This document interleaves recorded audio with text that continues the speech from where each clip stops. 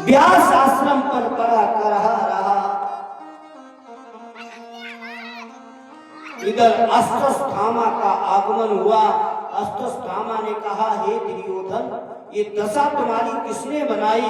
कहा, हे अश्वत्थामा, ये मेरी दशा भीम ने बनाई है। जबकि गदा युद्ध का नियम है कि कमर के नीचे गदा का प्रहार नहीं करना चाहिए, नियम है, शर्तें हैं। फिर भी दुर्योधन ने बताया, भीम ने अन्याय का भरण किया, अन्याय का भरण किया, गलत किया।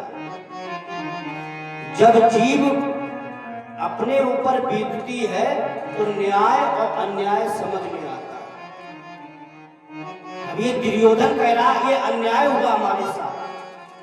पर जिस समय 7 महारथियों ने अभिमन्यु को घेर के मार दिया, वहां पर कोई न्याय अन्याय नहीं। जब अपने ऊपर बीती तो न्याय और अन्याय बता।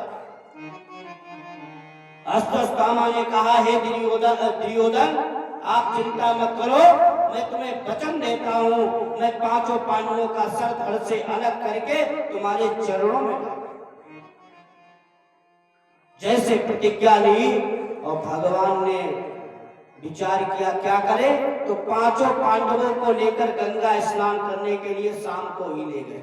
कल माघी पूर्णिमा है, चलो सब 5 पांडव भगवान लेकर गंगा स्नान करने के लिए रात्रि को ही निकल गए। और इधर टेरों में जिन पलकों पर पांडव लोग शयन करते थे, वहां पर 5 बालकों को लिटा। ये अश्वत्थामा शिविर में पहुंचा और अश्वत्थामा शिविर में गया और इसने पांडवों को समझकर, अंधेरे का समय था, 5 बालकों का सर काट लिया और जाकर दुर्योधन के चरणों कहा, मित्र, मैं 5 पांडवों को लेकर आया सर। दुर्योधन प्रसन्न हुआ।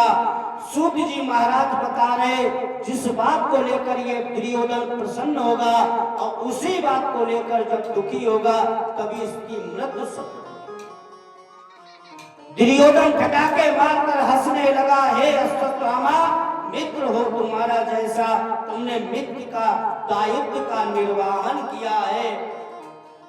कहा, अश्वत्थामा, मुझे 5 पांडवों में अगर सबसे ज्यादा किसी से दुश्मनी है वो भीम, मुझे भीम का सर। रात्रि में जैसे बालक का सर दिया तो जैसे पकड़ा वो फच फूट गया। दुर्योधन रोने लगा, कहने लगा, हे अश्वत्थामा, ये भीम का सर नहीं है, हमें ऐसा लग रहा है कि तुम 5 पांडवों के बालकों का सर लाए हो। मुझे भीम के बल का अंदाजा है। जब मैं गदा मारता था मेरी गदा दूर गिर जाती थी, फिर भीम का सर नहीं। मुझे ऐसा लग रहा ये बालकों का सर है। इन बालकों ने हमारा क्या बिगाड़ा है? भीम रोने लगा, कहने लगा, हमें ऐसा लग रहा है आगे हमारे वंश में कोई जल देने वाला भी नहीं बचेगा। दुर्योधन रो रहा। इधर हुआ क्या, सुबह हुई, द्रौपदी शिविर में पहुंची, देखा क्या, पलंग पर खून है, एक चादर हटाई, 5 पलकों पे बालकों का सर गायब। द्रौपदी रोने लगी, द्रौपदी धड़ाम से जमीन पर गिर गई और रो रही। ढेरों से खून बह रहा था, हर अबला खड़ी रो रही थी। द्रौपदी बहन बाल बिखेरे, अपने लालों पर रो रही। कहा, बेटा ये क्या हुआ? हे विधाता, 5 बालक का सर धड़ से अलग है। द्रौपदी रो रही, महिलाएं खड़ी आसपास। हृदय से लगाए बालकों से ये क्या हो गया। तब तक भगवान का आगमन हो गया।